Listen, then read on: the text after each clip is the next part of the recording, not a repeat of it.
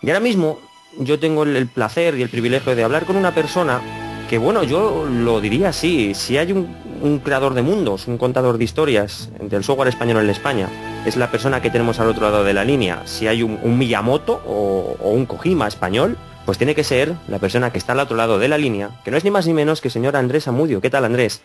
Buenas tardes, ¿cómo estáis todos por ahí? Bueno, yo solo te puedo dar las gracias por dedicarnos este rato y tengo que decir que nos has dado todas las posibilidades en tu mano para que esta entrevista se llegue a cabo. No, gracias a ti, Ignacio, y sobre todo por tus palabras de presentación, que son muy agradables. Lo único que te puedo decir, Andrés, es que tu entrevista la han pedido por activa y por pasiva. Nos han mandado un montón de correos. Te puedes meter en la página de fasebuenos.net en el foro y verás que hay gente que pedía la entrevista y que ahora mismo, si este programa se grabara con público, habría gente de pie aplaudiendo, Andrés. No sé si te das cuenta del concepto que tiene la gente de tu trabajo. Bueno, sí, han pasado los años y me doy cuenta de que toda esta gente que era muy joven cuando yo empecé con este tema, pues han crecido, se han hecho ya gente, muchos de ellos muy importantes, pero siguen recordando aquella época con mucho cariño, lo que a mí me llena de satisfacción y de alegría, sí, cierto. Yo, Andrés, normalmente cuando hago estas entrevistas me gusta empezar siempre por el principio. Y aunque normalmente la gente me dice que su primer contacto con un ordenador fue con un Spectrum, en tu caso yo creo que me vas a sorprender. Cuéntame cómo fue este contacto. Sí, mi contacto fue rarísimo. Yo estaba de médico en los llanos de Sudamérica, en Venezuela concretamente, en el 75, y conocí a una familia que se llamaba la familia Trujillo, grandes ganaderos venezolanos. Hice una amistad con ellos, bastante grande, y entonces tenían un enorme aparato de los de aquellos tiempos con el que llevaban toda la contabilidad y las reses y todo en una hacienda muy grande que tenían. Allí fue cuando contacté con el primer ordenador, vi aquella cámara enorme, estaba totalmente aire acondicionado, y bueno, la verdad es que quedé fascinado. O sea que fue en los llanos de Venezuela donde lo conocí. Que estos ordenadores tenían que tener un tamaño considerable, ¿no? Sí, era una habitación entera.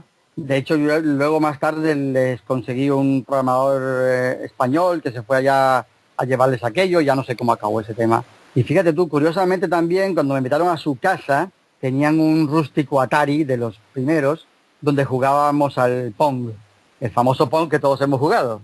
Y bueno, ahí fue cuando me vicié, vi que la cosita aquella que se movía por la pantalla y pues era mi sueño hecho realidad.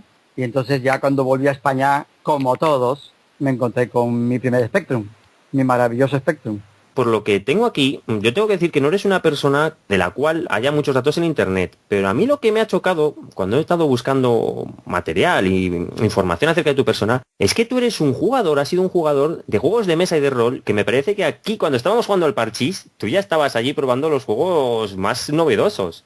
Cierto, yo de hecho traje a Micromanía muchos juegos de rol y muchos juegos de mesa. Enseñaba ahí un poco cómo se jugaba por teléfono, cómo se hacían, inclusive los juegos de reality hoy en día que se juntan varios chavales y se visten y todo, ya eso lo estaban haciendo en Estados Unidos, en Inglaterra, donde yo venía.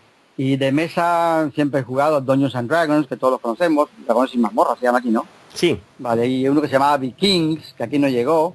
Y mira, un juego con regularidad del Catán, con mis hijas y con mis amigos, el famoso Catán que está de moda aquí en España. Y de aventuras pues empecé como todos, con la Colossal Cave, una que se llamaba Adventureland, que fíjate, esa Adventureland fue una precursora de la serie de Larry Suit, ¿te acuerdas? Sí. El famoso Larry, vale, pues de eso fue la serie. Y luego había una que se llamaba, no me acuerdo, de solo texto, se llamaba así Softport. Y luego me gustaron tanto la Level 9 que me fui a Londres a entrevistarlos a ellos. Ahí conocí a los chavales de Level 9, jugué el Colossal Cave, Emerald Island, Red Moon y todos ellos. Luego también me entrevisté con los que creaban en Estados Unidos Zork, la serie famosa de Zork, Pound, Guild of Thieves. Y mira, aquí en España me tropecé de repente con una que se llamaba Jens, de Dynamic. No sé si la conoces, Sí. Fue la primera aventura en español que jugué. Luego me han dicho que Dynamic sacó otra que se llamaba Sir Siegfried, pero yo nunca la jugué. Me suena, pero yo no la jugué. Mira, pues Yen es una aventura que aquí sí que ha salido en este programa, porque como tú dices, Level 9, por ejemplo, o la saga Thor, todos estos estaban en inglés, y Yen fue la primera aventura conversacional que creo que nosotros pudimos probar en castellano. Yo en mi caso no fue esa, fue una tuya que comentaremos más adelante, pero sí que es una aventura conversacional, perdón, que pudimos disfrutar en castellano. Por lo que veo, o sea, tenemos ahora mismo con una persona que ha conocido a los creadores de Thor, que es que, como digo, es un auténtico privilegio poder contar contigo. Y me gustaría que me contestaras a una pregunta, porque claro, tu vida en el mundo de los videojuegos es Aventuras AD. Y esta compañía creó unos juegazos impresionantes y usaba para ello unos parsers. Me gustaría que me comentaras un poquito a mí y a nuestros oyentes qué es un parser y cómo fue tu acercamiento al primer parser que usaste. Bueno, un parser sencillamente es un programita, como todos conocen hoy en día, en aquella época no, que traduce los guiones, el texto y todavía no había dibujos a un ordenador.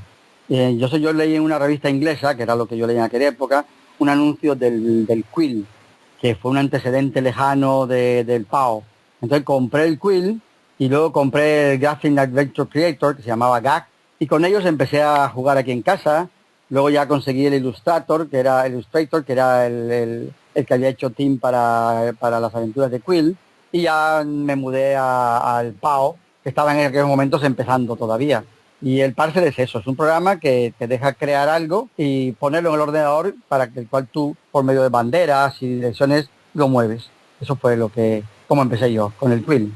Además de tu faceta de creador de juegos, de creador de mundos, como he dicho antes, también se te recuerda porque participaste en la mejor revista, que lo hemos dicho muchas veces, de informática que ha habido hasta la fecha, porque en el 87 llegas a Micro Hobby con dos secciones, El Mundo de la Aventura y el Viejo Archivero. ¿Cómo llegas a esta revista? Ya, eso también. Mira, yo llamé a Domingo Gómez y a Mario Gómez y les comenté que yo sabía o había leído mucho sobre aventuras inglesas. Se mostraron muy interesados y entonces me dijeron que por qué no empezaba una sección con ellos. Entonces, en esa misma época se empezó a crear Aventuras AD y yo pensé que sería un gran apoyo para la difusión de las aventuras y de AD en particular, como así fue. Y sí, creé el mundo de la aventura, el viejo archivero. Eso, el viejo archivero se puso de la segunda época. Tengo que decirte que para mí la gente de Micro Hobby ha sido gente majísima. Tengo un recuerdo muy, muy bueno de todos ellos. Gente muy maja. Los visité varias veces en Madrid. Siempre fueron encantadores. Me gustaría haber mantenido esos contactos, pero tú sabes que la vida nos mueve por otro lado. Luego mis hijas también entraban en contacto con ellos, hicieron muchos dibujos para la revista. Mis hijas se llaman Mónica y Gisela. Y si tú ves las firmas de muchos de mis artículos, verás que pone Gisela S y Mónica S, pues son Samudio como yo. Hoy en día pues una es periodista y la otra es economista, pero ambas están metidas en diseño gráfico todavía. Y luego creé para otras dos revistas más otras aventuras, una que se llama, otras secciones, una se llamaba Big Chipo, en la cual era un superordenador, y otra, la verdad es que no me acuerdo cómo se llamaba aquella sección, pero estuvieron en otras revistas que no eran del holding de Micro Hobby. Así empezó la cosa.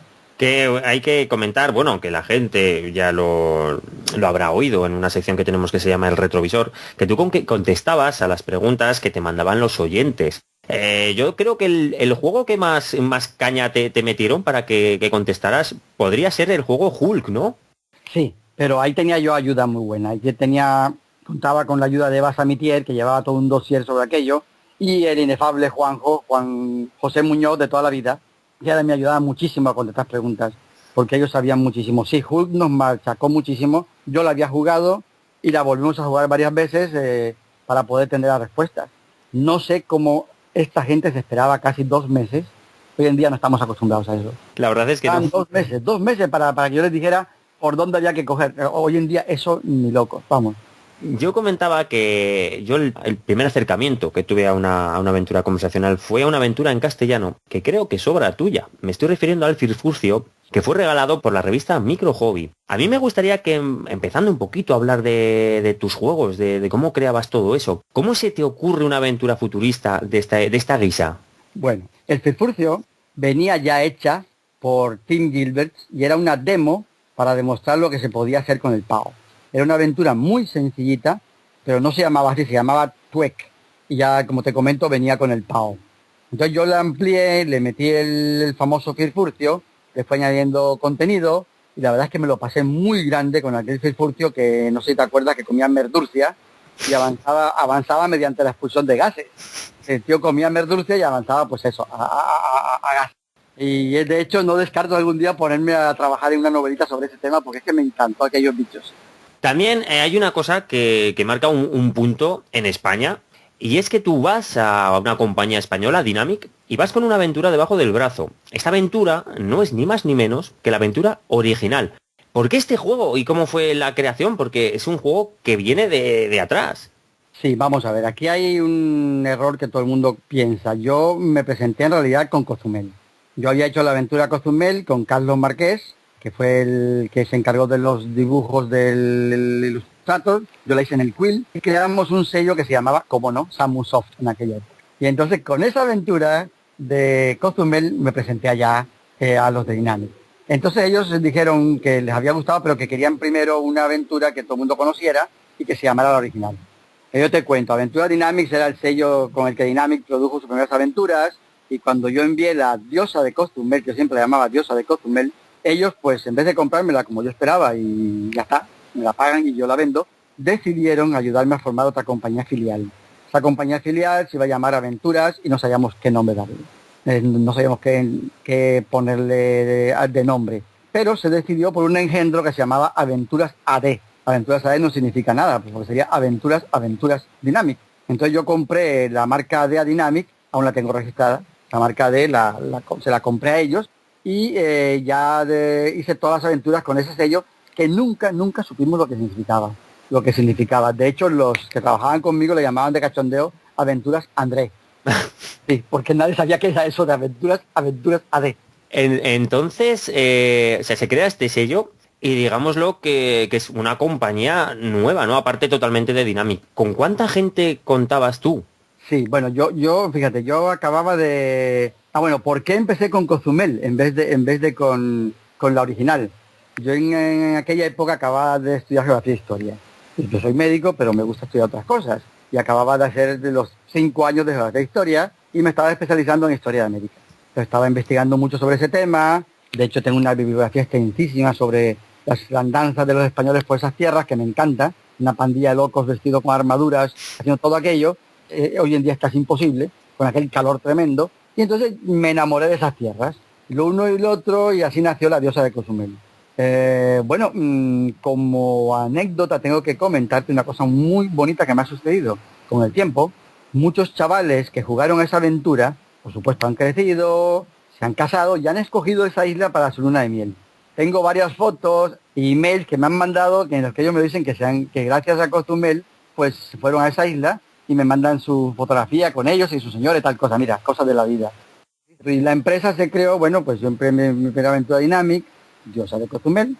Ellos empezaron con el tema de la original y ya te comentaba antes, hicieron la idea de fundar aquí en Valencia Aventuras AD, la registramos con ese nombre.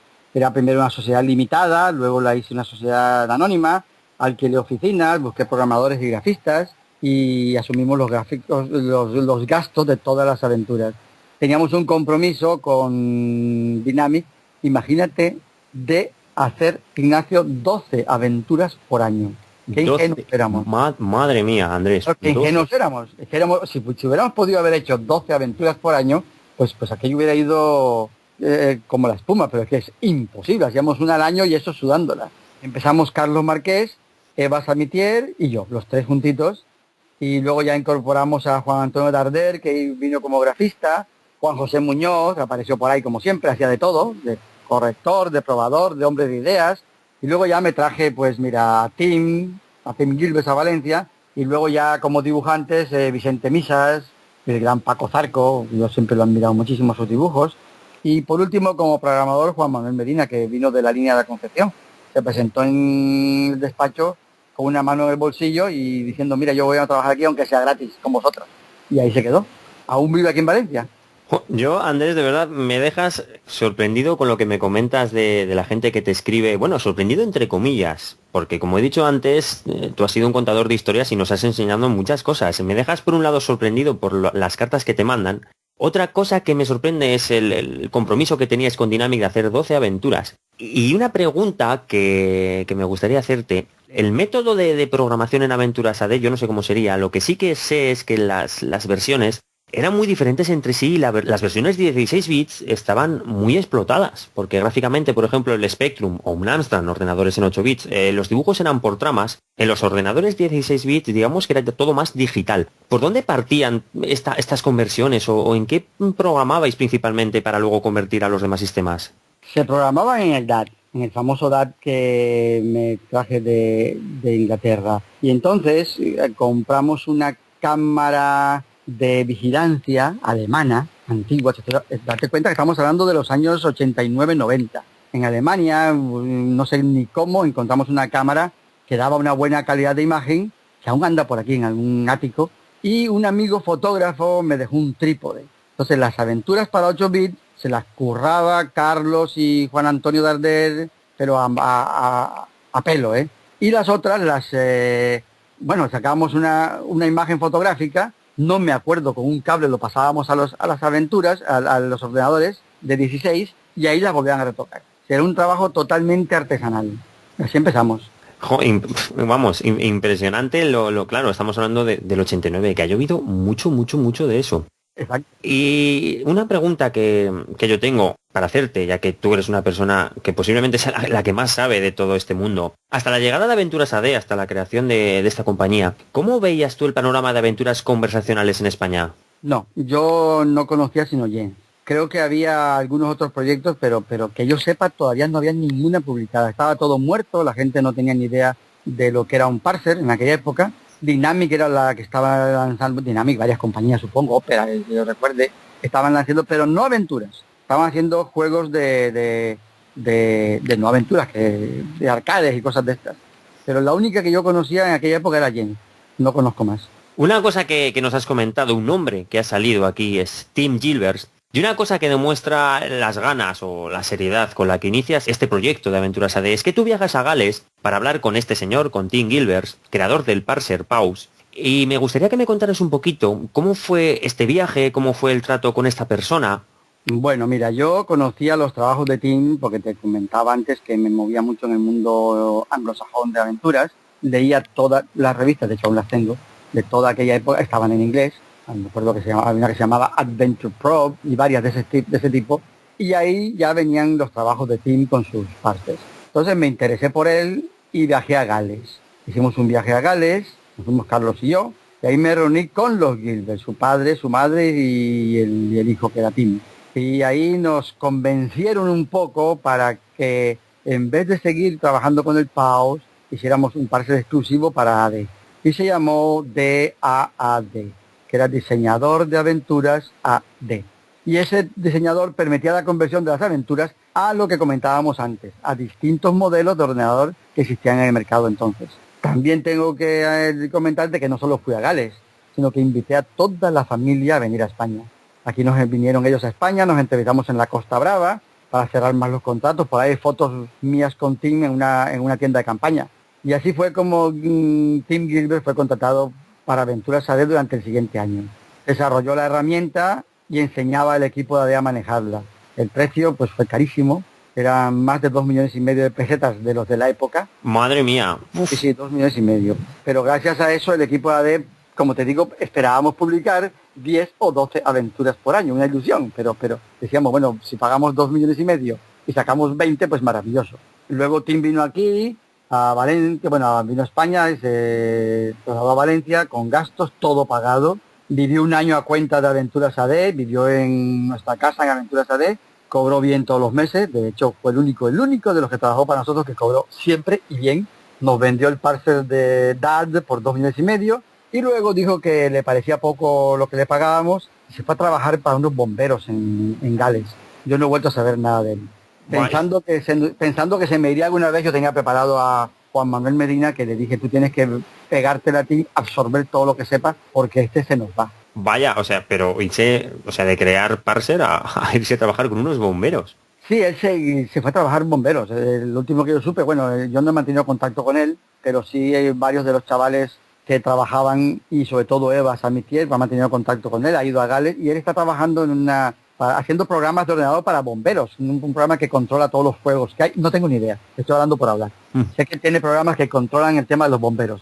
Yo de todas formas aquí, Andrés, yo veo que hicisteis una inversión para la época descomunal en un tipo de juego que para los que nos gustaba era algo que queríamos mucho, quizás por la escasez, pero que no era un tipo de juego que estaba muy asentado en España. Después de esta inversión, como comentas, ¿no? Se crearía este famoso parser, el DAT, y me gustaría que me comentaras un poquito cómo fue el proceso creativo para la elaboración de esto y qué ventajas se implementaron con referencia a otros parsers más antiguos, como comentabas de Quill o SPaus. Bueno, el DAD permitía la conversión de las aventuras a distintos modelos de ordenador, que eran 12. En aquella época habían 12. Si luego, si quieres, entramos en ese tema. Había que hacer 12 versiones, porque las de PC se hacían 4 versiones para PC. No me acuerdo por qué. Me imagino que sería una para cada modelo de tarjeta gráfica, ¿podría ser? Exacto. Había que hacer 4 para los PCs. Entonces el DAD llevaba pues ya un ilustrador integrado y permitía un uso enorme de banderas que controlaban los eventos. Tú definías un objeto, le dabas banderas y según el objeto tuviera las banderas encendidas o apagadas, el objeto se comportaba de tal o cual manera. Ahora, lo que sí no hacía el DAD era crear la aventura. Ahí teníamos que trabajar en el guión, luego nos reuníamos con los programadores que se cargaban la mitad del guión porque decían que era inviable eso por la memoria de los ordenadores de aquella época. Tú venías con un guión maravilloso y te decían no puede ser porque no cabe en un ordenador. Volvíamos a rehacer el guión, entonces nos reuníamos con los grafistas que hacían lo mismo que los programadores. Decían eso no se puede hacer, se consume mucha memoria. Volvíamos a rehacer el guión, que el guión lo hacía yo, tú lo sabes, y empezaba otra vez a trabajar con los programadores y grafistas. Luego, cuando el guión estaba aceptado, se le ponía el diálogo, las descripciones, y le dedicábamos lo que podíamos a las correcciones. Normalmente era un mes o 2 de prueba, todos lo probábamos y Eva Samitier se dedicaba, y Juan José Muñoz se dedicaba, y yo también, a corregir. El DAC corría en un PC. Eso fue una idea muy buena de Víctor Ruiz. Yo lo quería en Spectrum, y en una conversación en Madrid con Víctor me dijo, no Andrés, la cosa no va por el Spectrum, van por los PCs. A mí aquello me pareció una herejía, pero bueno, en un PC. Entonces se realizaban versiones para todos los ordenadores y se mandaban a cada uno vía un cable RS-232, me acuerdo. Teníamos unos cables de RS-232, que no me preguntes qué es, pero lo teníamos. Y se cogió el PC porque era donde iba el DAT por consejos de Víctor Ruiz. Luego también hay otra cosa, que el DAT tampoco hacía las conversiones automáticamente. Las conversiones las hacíamos todos. Había 8 versiones para las 8 maquinitas que había en aquella época, y lo que te comentaba antes que para el PC había que hacer 4. Había que luego cuando salían en cada máquina, aquello no funcionaba en unas, y había que depurar, probar y pulir, pero se colaban errores. La verdad es que era demencial. Pero mira, lo hacíamos y lo hacíamos tan a gusto, ¿eh? Yo te voy a decir ahora que me contestes una pregunta que yo creo que es concisa, pero que yo creo que a más de uno le sorprenderá. Ahora me estás hablando de las conversiones, que eran un montón de ordenadores, madre mía, tener que hacer 12 versiones. Y me gustaría saber si recuerdas de cuánto tiempo estamos hablando para la creación, por ejemplo, de la diosa de Cozumel, que la creaste tú básicamente, y luego, por ejemplo, pues la aventura espacial, que ya estaba formado Aventuras AD. ¿De cuánto tiempo estamos hablando más o menos? 6 meses para el Cozumel creo que fue, y la espacial pues unos 4 o 5, 4 meses creo que fueron. Para las 12 versiones. Sí, una vez que la teníamos ya metida en el DAT, pues aquello era pasar la tarde ahí pasándolas por el cablecito a cada uno de los ordenadores, iban trayendo los ordenadores, teníamos que tenerlos todos, los pasábamos y los mismos grafistas, los programadores, ahí colaboraba todo el mundo. Las probábamos a ver si funcionaba, y yo he leído cosas por ahí que comenta Juan José Muñoz, que a veces un hombre en uno aparecía con pantalones y en otro ordenador no tenía pantalones porque los gráficos no funcionaban. Y bueno, yo me acuerdo cosas muy, muy curiosas de aquello. Y ya te digo, tardábamos unos 4 meses y pico. Por eso lo de las 12 al año pues era una quimera que nunca se pudo hacer. La verdad es que sí, que sí cuesta cada juego 12 meses, perdón, 6 meses, es un trabajo arduo. Tampoco éramos 4 o 5 trabajando en eso, sí. Que además tú tendrías que compaginar con tu labor en Micro Hobby, que antes de que se me olvide, recuerdo que se hizo un concurso que visto ahora en perspectiva fue una maravilla, porque ahora se pueden disfrutar de todos los juegos que se mandaron y hay verdaderas maravillas, hay que decirlo así. Y este concurso, que para mí fue muy bueno, dio juegos de mucha calidad, pero yo no sé ¿Qué tal funcionó en la revista? Y tampoco sé cómo terminó este concurso. Bueno, aquello es uno de los puntos negros de Aventuras AD. Esto fue un apartado que lo creó Juanjo Muñoz y hubo mucho problema con la selección de las aventuras.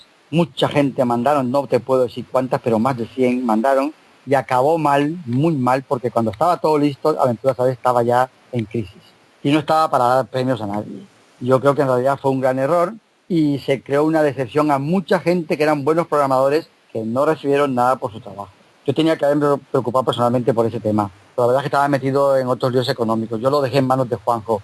Terminó mal, muy mal, no por culpa de Juanjo, sino porque no había dinero. No se pudieron revisar bien las aventuras, porque Aventuras AD ya estaba casi terminada. Hubo muchas amarguras por ese tema, ¿eh? La gente no quedó contenta y yo creo que ni siquiera se llegó a dar ningún premio. Es un tema con el que me siento bastante mal. Ahí hubo gente que con la cual quedamos muy, muy mal. Pero mira, fue así. Yo tengo que decirte ahora, Andrés, que hay que decirlo así, mucha gente que creó aventuras que escuchan este programa a día de hoy. De hecho, más de uno de esos programadores a día de hoy son escritores. Y yo creo que cuando escuchen esto, pues digamos que quizás se saquen esta pequeña espinita que tenían clavada. Yo espero que tú con esta explicación también te sientas un poquito más aliviado. No sé si será el caso. Sí, es el caso porque yo lo he pasado muy mal con ese tema. Ya te digo, no me dediqué personalmente a eso, a esto, vamos, ni elegí las aventuras ni nada porque estaban otras cosas, pero la responsabilidad final era mía, evidentemente, y esta gente pues quedó mal. Bueno, vamos a pasar a un tema más alegre, porque ahora a mí me gustaría empezar a tratar un poquito pues lo que son las creaciones, tus juegos. Y a mí hay uno particularmente que me gustó mucho en su día, que siempre que sale, por ejemplo, Capitán Trueno, a mí me sale también este nombre, Jabato. Jabato, sí. ¿Cómo fue la creación de este juego? A ver, porque esto a mí sí que me choca muchísimo. ¿Elegisteis vosotros el título? ¿Vino Dynamic y os dijo, quiero una aventura de este tipo? ¿Cómo fue esto? No. A ver, la aventura se basaba en los tebeos del Jabato, que preparándome para la entrevista tuve que buscar quién era, ya Víctor Moras. Entonces, Dynamic había adquirido los derechos de dos personajes, del Capitán Trueno y del Jabato. No me acuerdo a quién le dio el Capitán Trueno, y Aventuras AD nos dijo, os toca hacer una aventura del Jabato porque tenemos los derechos sobre este personaje. Yo no tenía ni idea de quién era el Jabato. Yo me he educado en Estados Unidos y yo aquí no conocía el Jabato. Entonces, entre todos los del equipo, me tuvieron que ayudar a ver quién era el Jabato. Me trajeron cómics, los chavales trajeron cómics, para Juanjo vino con cómics, mira, este es el Jabato. Y así me fui enterando yo de quién era el Jabato. Me gustó la historia. A aclarar que ni siquiera se pudieron usar los dibujos originales, porque ninguna ilustración estaba tomada nunca de los tebeos originales. Y algunos de los retratos de los compañeros de Jabato sí que son similares a los del cómic. La historia tampoco está inspirada en ninguna aventura de Jabato, porque yo no lo conocía muy bien, pero se hizo un guión muy completo. El tipo aquel, el Jabato viajaba, que yo recuerde, por Italia, por Francia, por España. En España se paseaba por todas partes. Se llegaba a enfrentar incluso con Aníbal, que eso hay que decirlo. En Castellón, que una de mis tontas bromas dice que se llamaba Canción de la Plana porque los elefantes de Aníbal lo habían dejado plano. Eso fue una chorrada que se me ocurrió, que se llamaba Canción de la Plana porque Aníbal con sus elefantes lo había arrasado todo. Bueno, pues no sé si está en la aventura eso. Nos divertimos muchísimo haciéndolo, ¿eh? Y luego el tío se va a las profundidades de África, se mete en África con los vampiros y tal cosa, pero ya te digo, fue un poco impuesta por Dynamic. Me imagino que aun siendo impuesta, vosotros quedaríais bastante contentos con vuestro trabajo. Particularmente yo como usuario tengo que decirte que a mí me encantó. Pero a mí me gustaría saber ahora, a raíz de este juego, ¿qué tal fueron las ventas de este Jabato? ¿Qué tal funcionó? No lo sé porque la verdad, Ignacio, es que ese tema era de AD, bueno, Dynamic. Nosotros lo vendíamos a ellos nos pagaban una cantidad estipulada, se vendiera o no se vendiera, y punto. Así que no cobrábamos por royalties. Entonces no podíamos controlar cuántas se habían vendido o tal. Yo me acuerdo que muchas veces me iba a Madrid y le preguntaba a Pablo Ruiz, bueno, ¿que esto cómo se vende? Él me sacaba unas cifras, que yo no entiendo nada de economía, y me mostraba unos puntitos y me decía que estaba vendiendo bien, pero no tengo ni idea. Supongo que se vendió bastante, porque jabatos hay muchos. De hecho, yo tengo muy pocas aventuras que me quedan de aquella época en casa. Tengo un Firfurcio, tengo una sola original, y tengo como 3 o 4 jabatos aquí en casa. Y bueno, pues el otro día estaba buscándolos y de la trilogía de Chichén Itzá tengo varias, pero jabato tengo 3 o 4. Comentas la trilogía Chichén Itzá, y yo tengo que decir que uno de estos viajes que hacía yo de chiquitillo, con mis 3.000 pesetas en el bolsillo, para comprarme algún juego en el Corte Inglés, vi una caja con una presentación chulísima, que no era ni más ni menos que la diosa de Cozumel, que contó con 2 sendas continuaciones, que eran los templos sagrados y este Chichén Itzá. Bueno, has contado un poquito cómo fue la creación de este Cozumel, pero ¿cómo se elaboró una trilogía de aventuras conversacionales? Bien, Cozumel fue mi primera aventura. Entonces se llamaba La Diosa de Cozumel y estaba programada en el Queen. Entonces cuando se creó Aventuras AD, tuvo que volver a hacer de nuevo y programarla para el DAT. Luego se alargó y Tim, ayudado por un tal Manolo, es que no me acuerdo el nombre, creo que Ramírez, pero la verdad es que no lo sé.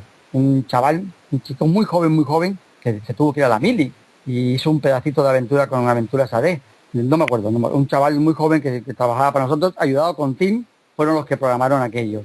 Los de Dynamic tenían la intención de lanzarla en Gran Bretaña. Entonces yo me conseguía 2 nativas inglesas, chavalas que estaban estudiando en la universidad aquí en Valencia, y me fui a su casa y le pedí la traducción. Las chicas trabajaron creo que fue un mes y medio, en la pesada traducción de todo aquello. Yo le pagué de mi propio bolsillo a las profesoras, y luego todo se quedó en agua de borrajas porque aunque sí que hice la versión inglesa, no se publicó nunca, ni se pagó nunca, no sé por qué.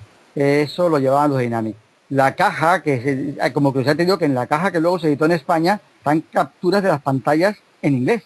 Si tú ves la caja, hay capturas de la pantalla de pensadores en inglés. Sí, en la parte trasera, comentas, ¿no? Exacto, eso era de la aventura en inglés que nunca salió. Y hay un personaje ahí que muy poca gente recuerda, pero que no sé si te acuerdas de un tal Ratso.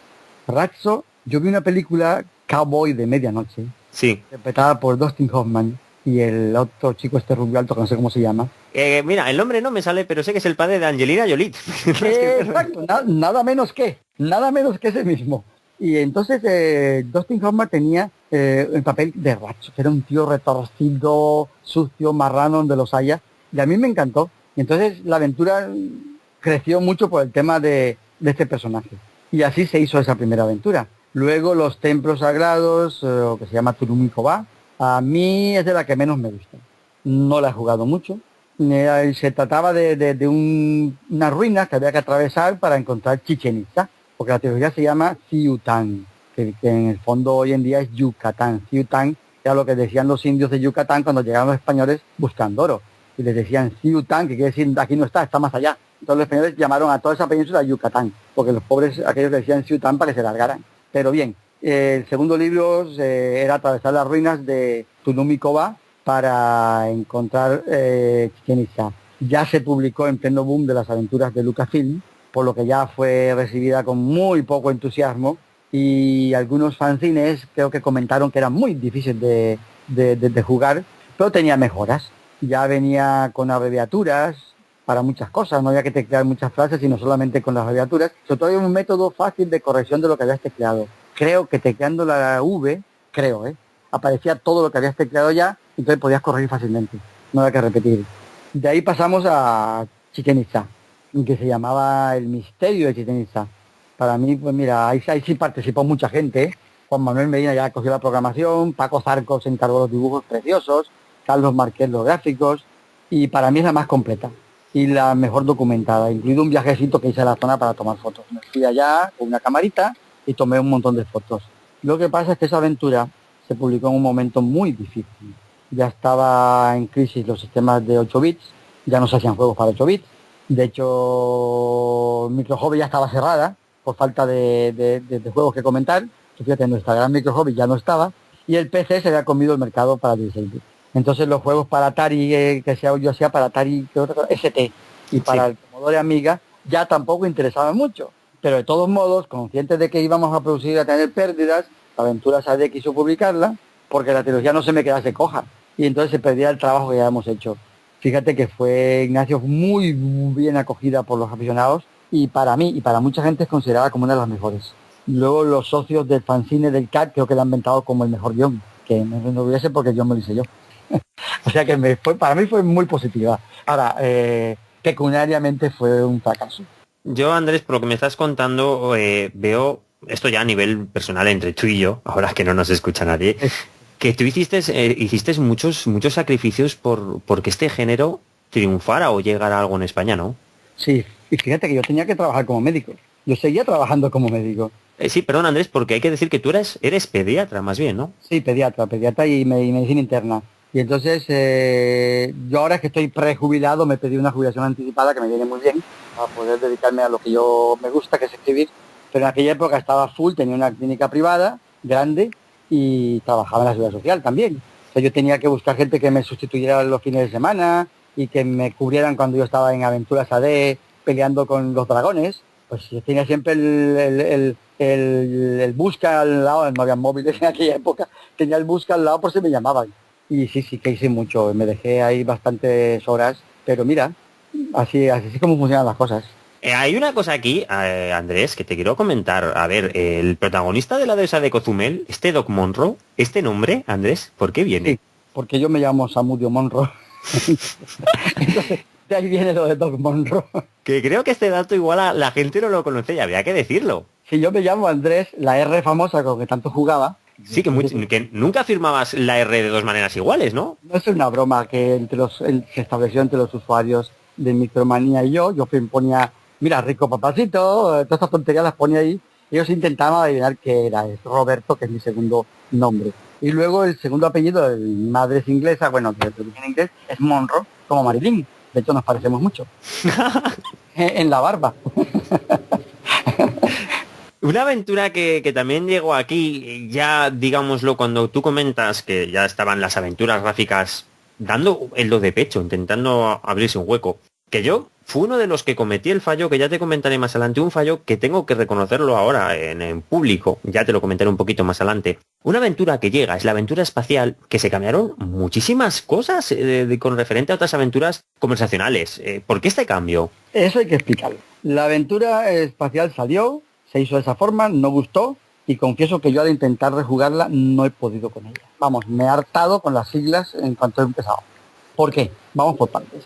Yo veía que mucha gente no jugaba aventuras porque no sabían teclear bien en los ordenadores, no sabían máquina de escribir, no escribían bien la máquina, ergo no escribían bien en los ordenadores. Entonces los chavales pues los veía que tecleaban con un dedito y dije, si puedo acelerar eso poniéndoles unos botoncitos que ellos aprieten, pues mucho mejor. Entonces el juego llevaba una interfaz de menús para evitar eso, que el jugador tuviera que teclear. Eso eran unos botoncitos, pero los nombres y las descripciones no cabían en ese menú. Yo estaba en aquel entonces jugando una aventura con menús y llena de siglas y leyendo un libro que anda por aquí, digo por aquí porque estoy en mi biblioteca, sobre la CIA. Y aquello estaba lleno de siglas, todo el libro aquel. Entonces yo tuve la nefasta idea de contraer todos los nombres a siglas, para que cupieran en los botoncitos que funcionaban como hiperlinks en aquella época. No existía todavía internet, no habían links. Y yo se me ocurrió, coño, si pones en la... Perdón por el coño. Si pones en la pantalla un botoncito y tecleas ahí, pues eso te lleva a otra parte. Es como un link, y lo llamamos hiperlink. Entonces, claro, había que poner las siglas para que el elastopresopulsor, por ejemplo, cupiese ahí. Pues no me acuerdo cómo lo llamé, pues EPA, una cosa así. Y nos divertimos muchísimo haciendo aquellos. Nos reímos mucho contrayendo las palabras. Pero no nos dimos cuenta de que el juego se estaba enredando. El juego en teoría es el que más me ha gustado, con ese guión de varios personajes de diferentes mundos, cada uno sus facultades, y si lo has jugado sabes que hay que combinar las facultades de cada uno para resolver las cosas, pero ni yo he podido jugarlo. No aguanto las partidas con las siglas, ni sé muchas veces qué objeto llevo en la mano. Cuando me dice llevas el coco, yo que sé que llevo en la mano, así no se puede jugar. Y al final acabo siempre diciendo que le den morcilla a la espacial, de verdad que lo digo. Hablando hace poco con Baltasar, que es profesor de informática, que tiene una página web, se llama Baltasar el Arquero, él ha hecho una versión preciosa sin siglas, y por lo tanto jugable, que por fin he podido jugar yo la aventura esa, sin que me molestaran las siglas. Tenemos un compañero, Andrés, con nosotros que se llama JMV, que es una persona que sabe muchísimo de Spectrum, y dice que quizás el mayor fallo de la aventura espacial es que la gente jugaba a pirata con ese juego y que no tenía el libro de instrucciones, porque las siglas, digamos lo que al final casi que te lo acabas aprendiendo. ¿Tú crees que podría ser un problema el que tantas copias se distribuyeran piratas, o lo ves más como un error interno? No, sí que había copias piratas, pero no como hoy en día, ¿eh? Aquella época no era la piratería como hoy. Entonces, evidentemente intentar jugar aquello sin el otro día la abrí por casualidad, estuve mirando aquellas, hay una hoja enorme con un montón de siglas y unas coordenadas que no sé para qué son. Había unos cuadros de coordenadas que tampoco entendí, digo, madre mía, qué comida de coco tenía yo aquella época. Pero bueno, si tú lo intentabas jugar sin eso, no se podía. Pero no fue creado originalmente para evitar la piratería, sino que bueno, salió así. Y creo que fue un error de planteamiento, que fue el error fue mío. En ese tiempo ya empiezan a surgir aventuras gráficas de la mano de Lucasfilms, llega ya Sierra, empiezan a instaurarse en España, empiezan a llegar ya en castellano. ¿Tú cómo viviste la creación de este género desde sus inicios? ¿Pensaste alguna vez adaptar tu tipo de juego a esto, aventuras gráficas? No, yo estaba feliz de jugar a las nuevas aventuras gráficas que estaban saliendo, pero jamás pensé adaptar nada porque AD estaba en crisis financiera. Y como bien ha dicho Juanjo en alguna entrevista, Juan José Muñoz, nuestra mayor preocupación y lo más difícil en aquel momento era intentar cobrar algo de Dynamic. El Dynamic, pues cuando nos pagaba, muchas veces nos pagaba con talones que no tenían fondo. Estábamos muy preocupados para eso y ya yo no estaba yo, la verdad, de humor ni nada para volver a meterme con aventuras gráficas. Las jugaba porque me encantaban, pero jamás. Esta pregunta, y ahora te voy a reconocer un poco a nivel de usuario, visto en perspectiva, que igual es el fallo que tuvo mucha gente, que no sé si tú lo ves así, que es una pregunta que yo te quería hacerlo de la adaptación, la evolución, pero yo ahora lo veo en perspectiva y creo que igual no tenía por qué haber habido esa evolución, porque al fin y al cabo la aventura conversacional es un género y la aventura gráfica es otro. Esto lo ve ahora. Es como decir que ¿por qué los arcades de naves de toda la vida, como el Galaxian, no ha evolucionado un simulador de vuelo? O sea, ahora mismo lo veo como algo diferente. Aventuras conversacionales por un lado, aventuras gráficas por otro. ¿Tú ahora mismo lo puedes ver así? Sí, yo ahora lo vería como una aventura muy trabajada, con unos dibujos preciosos, con unos gráficos que se movieran, pero la pregunta, Ignacio, es hasta qué punto está la gente dispuesta a teclear hoy en día. Date cuenta que nos gusta a todos ir a por el dragón y cortarle la cabeza cuanto antes. Te lo digo porque yo juego a juegos de rol ahora hoy en día, sobre todo online. No vamos a mencionar el WoW y todos los demás, porque a todos los he jugado. Me he pasado 5 años en el WoW. Y claro, si no quiero ir a por el dragón y cortar la cabeza, no quiero teclear, cortar cabeza de dragón, te digo la verdad. Entonces no le veo yo ahí, como no fuera con un sistema de voz, que también se podría hacer, que tú dijeras algo, o vete a saber, un interfaz nuevo, o unos gráficos muy bonitos, con una... Yo jugué hace tiempo unas aventuras preciosas, no me acuerdo cómo se llamaban, que tenían unos gráficos enormemente llamativos, una música preciosa, y sin embargo no pegaron, porque, mira, se ve que son más agresivos, es mi opinión, ¿eh? Para ir terminando, tengo una lista de preguntas así rápidas, pero a mí me gustaría una cosa que siempre hacemos y que me gustaría que te extendieses un poquito, si puede ser, que nosotros disfrutamos de muchas aventuras. Ay, pero de lo que se quedó en el tintero, ¿qué recortes sufrieron tus aventuras? Porque comentas que los guiones se tuvieron que retocar muchísimo. ¿Te acuerdas exactamente qué cosas tuviste que cortar para que esos juegos entraran en ordenadores de 8 bits, por ejemplo? Bueno, sí, se tuvo que retocar mucho, sobre todo de guión. Se hacía mucho antes, tuve que quitar muchas cosas, muchas escenas divertidas que teníamos, o más complicadas, o que profundizaran más, para dar paso a todo eso que cupiesen los ordenadores, había que quitar mucho. Y aventuras que se quedaran por ahí que no hicimos, no. Estábamos tan ocupados haciendo las que teníamos y cumpliendo los plazos y peleando para que salieran bien, que no estábamos para nuevas ideas. Luego con el tiempo, esto es muy curioso, me he dado cuenta de que sí, muchas personas enviaron sus ideas, incluso sus aventuras a nosotros para que las hiciéramos o las mejoráramos. Y de hecho, hace muy poquito, 20 años y pico después, todavía me he topado en internet con algún resentidillo que se ha dedicado a insultarme desde el pasado, porque no cogí la suya y tal cosa, pero es que tiene que haber de todo. Una sorpresa que me llevé. Con aquella gente cabreada conmigo porque no cogí su aventura de hace 20 años. Pero bueno, creo que esa gente, si escucha ahora mismo el programa, entenderá pues los motivos. Claro, entenderá los motivos por los cuales quizás esas aventuras no se llegaron a realizar, porque después de 5 años de vida, pues Aventuras AD cierra, desaparece del mercado. Y has comentado un poquito las causas. ¿Puedes explicarnos un poquito más acerca de por qué este cierre, que cerró la compañía que se dedicaba a hacer aventuras conversacionales en España? Sí, pero fue un problema económico. No se hicieron las aventuras planeadas en el tiempo esperado. Si podíamos haber hecho 10 o 12, hubiera sido jauja. A esto hubo que añadir que las que se hicieron hubo problemas con los pagos, letras sin fondo, como ya comenté, atrasos, la gente trabajaba sin cobrar, muchos de chavales trabajaban casi sin cobrar, yo mantenía como médico lo que podía, y la situación llegó a serse insostenible. y de hecho muy molesta para mí, porque la mayoría de los que trabajaban conmigo vivían de eso. Yo al fin y al cabo pues soy médico, seguía con mi trabajo y seguía ganando dinero, pero esta gente no. Esta gente trabajaba ahí, se dejaba los ojitos y la piel, y luego al final de mes pues lo que yo podía sacar de mi bolsillo para pagar. Durante un tiempo se mantuvo con dinero de mi bolsillo, pero cuando ya vi que el asunto no mejoraba, pues por respeto hacia ellos, yo me rendí en realidad. Pero fue por respeto a los chavales, yo hubiera podido aguantar mucho más tiempo, pero yo vivía, ellos no. Y así fue, entonces me rendí. Sigo diciendo lo que te he dicho antes, que la de sacrificios que tuviste que hacer por aquel entonces, que, oye, yo encantado, entre comillas, de que ahora mismo puedas explicar cuál era la situación tan dura que se vivió con la crisis. Sí, fue dura. Fue dura y mucha gente, inclusive durante años, me acusó de haberme forrado muchísimo, pero siempre me he reído de eso. Hace poco me hicieron una entrevista para un libro que está escribiendo, no me acuerdo quién, el nombre es una desgracia, pero soy un desastre para los nombres. Hace unos 2 meses me entrevistó y tenía que haberte dicho el nombre del libro, que se trata del software español. Si me acordara te lo diría. No te... Aquí a Valencia, dime. Buscaremos el libro, no te preocupes, Andrés, que buscaremos el libro, porque todo este material hay que moverlo lo que se pueda. Bueno, pues él vino aquí a Valencia, me entrevistó directamente aquí en un sitio y se quedó asombrado cuando vio las cuentas que yo le llevaba. No con mi letra, sino con la letra del contable y los talones que llevaba, porque tengo un dossier de talones impagados. Que digo, no puede ser. Digo, pues mira, sí.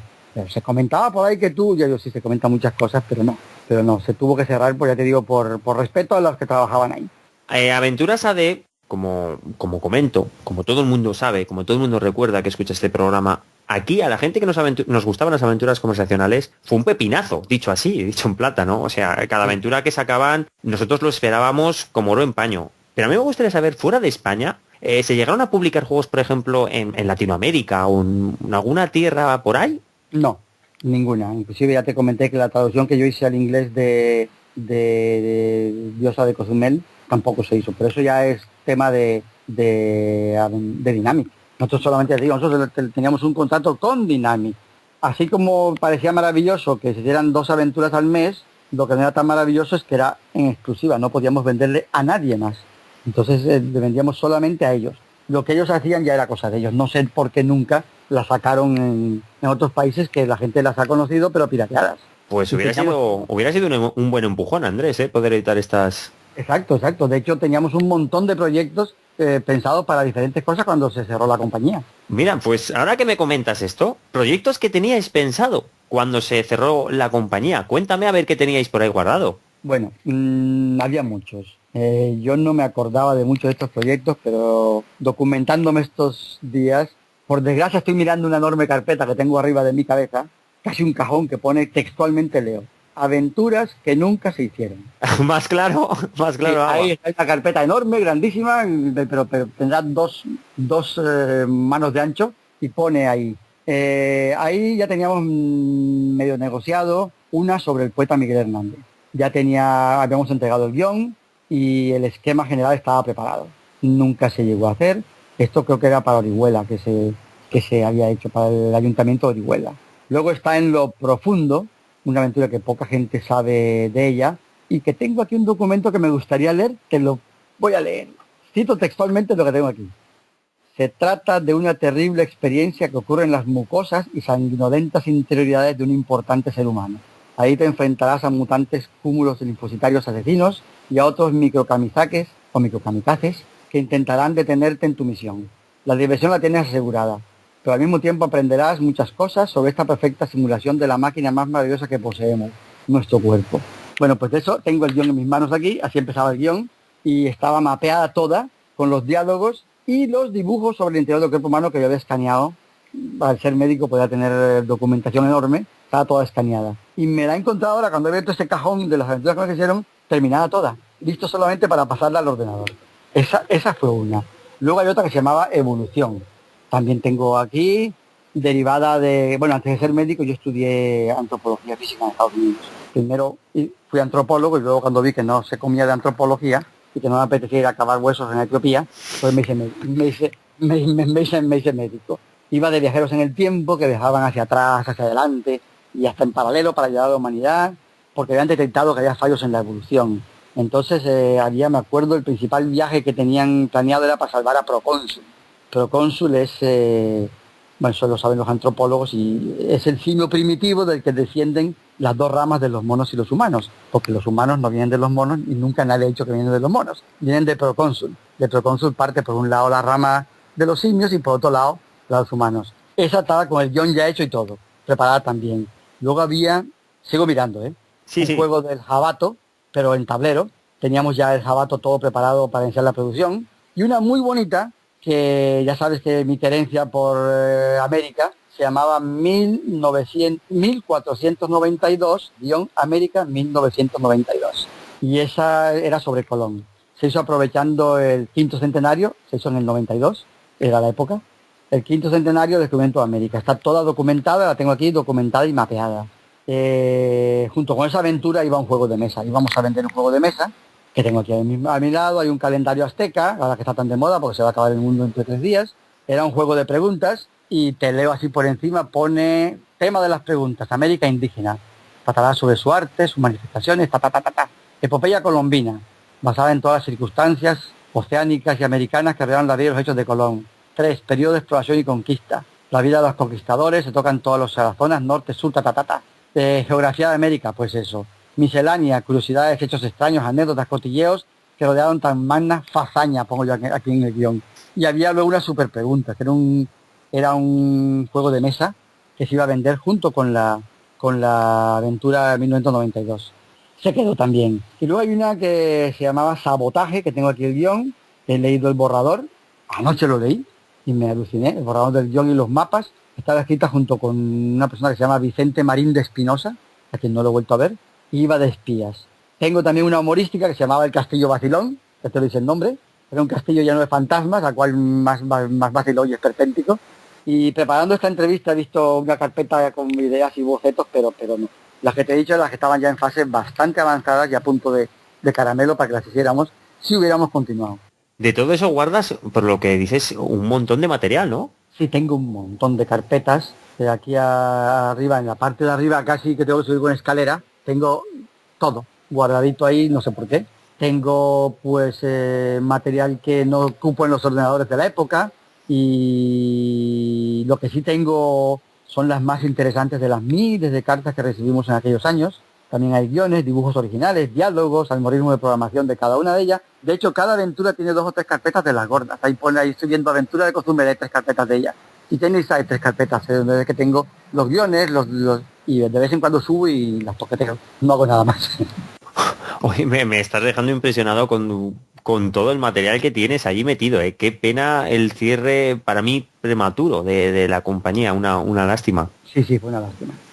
Ahora te quería hacer ya para ir terminando, que no te puedo tener aquí eternamente, muy a mi pesar. Me gustaría comentarte 2 cosas. Una, ahora mismo, tú que has estado desde el principio en lo que es la escena española de la creación de juegos, que has hecho todo lo posible para implantar un género de juego que a priori no contaba aquí con una gran aceptación, pero que ahora mismo, muchos años después, me tienes aquí haciéndote una entrevista, tendrás a miles de usuarios escuchando esto, habrá un montón de gente, te lo puedo decir así, un montón de gente escuchándolo, porque nos interesa el tema, como se dice ahora, el tema retro. ¿Tú cómo ves el resurgir de todo esto?